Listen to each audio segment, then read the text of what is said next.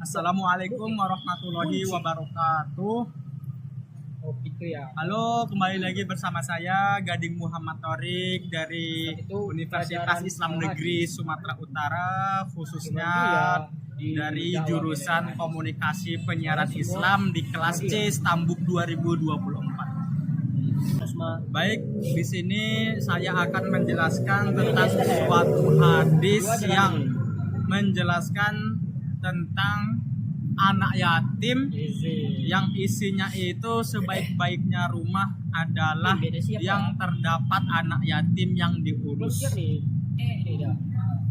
Kita masuk ke materinya, yaitu sebaik-baiknya rumah adalah yang terdapat anak yatim yang diurus. Di sini terdapat hadis dari yang diriwayatkan oleh Abi Hurairah. An Abi Hurairah qala Rasulullah sallallahu alaihi wasallam, khairu baiti fil muslimin baitun fihi yatim yuhsanu ilaih. Syarrun baiti fil muslimin baiti fihi yatim yusa'u ilaih. Yang mana artinya itu dari Abi Hurairah radhiyallahu anhu dari Nabi Muhammad sallallahu alaihi wasallam, yang mana beliau bersabda, sebaik-baiknya rumah di kalangan muslimin adalah rumah yang di dalamnya ada anak yatim yang dia berbuat baik kepadanya. Dan sejelek-jeleknya rumah di kalangan muslimin adalah rumah yang di dalamnya terdapat anak yatim yang dia berbuat jahat kepadanya. Hadis riwayat Ibnu Majah nomor 3679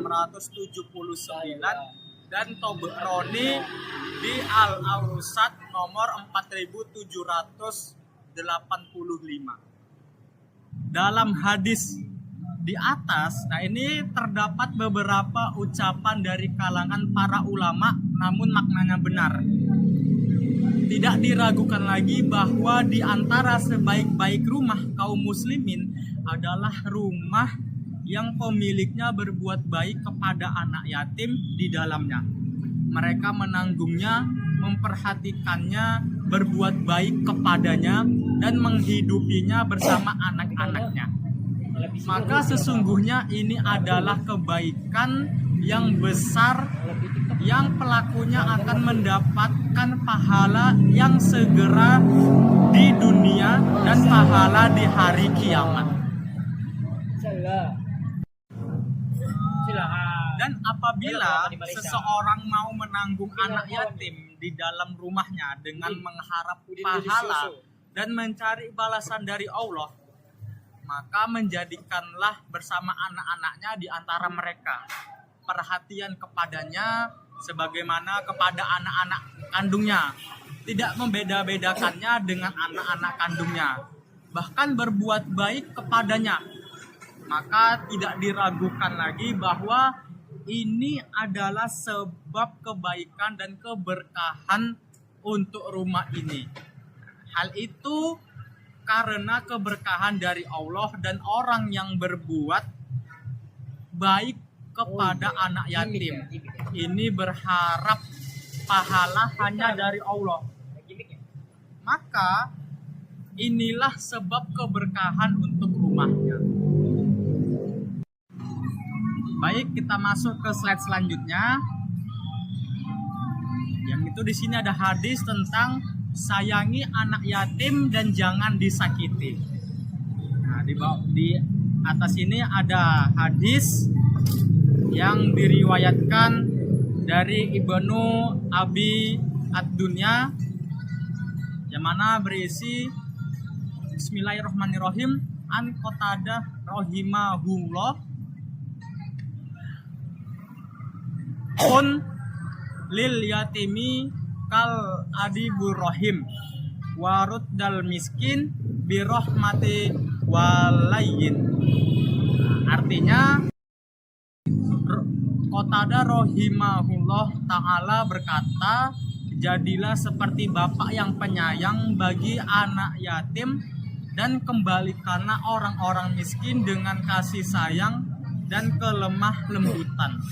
Hadis riwayat Ibnu Abi Ad-Dunya dalam kitabnya An-Nafaqatu ala al-Iyal. Dari sini, dalam hadis tersebut,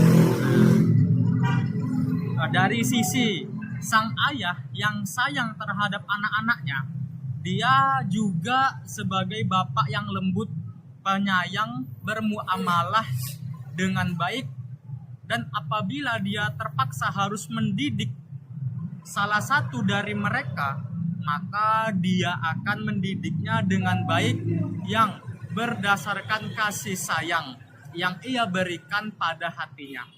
Dan barang siapa yang menanggung anak yatim, maka hendaknya dia berbuat sebagaimana dia berbuat kepada anak-anak kandungnya. Serta Allah juga berfirman, fa'amal yatima fala taqhar, dalam surat Ad-Duha ayat 9, yang artinya sebab itu terhadap anak yatim janganlah kamu berlaku sewenang-wenang. Kemudian ada Syekh Abdurrahman As-Sa'di rahimahullah. Beliau berkata, janganlah kamu berbuat jahat saat bermuamalah dengannya. Kemudian Syekh Abdurrahman As-Sa'di rahimahullah, beliau berkata, janganlah kamu berbuat jahat saat bermuamalah dengannya. Jangan kamu sempitkan dadamu untuknya. Janganlah kamu menghardiknya, justru muliakanlah dia. Berikan padanya apa-apa yang dapat membuatnya senang.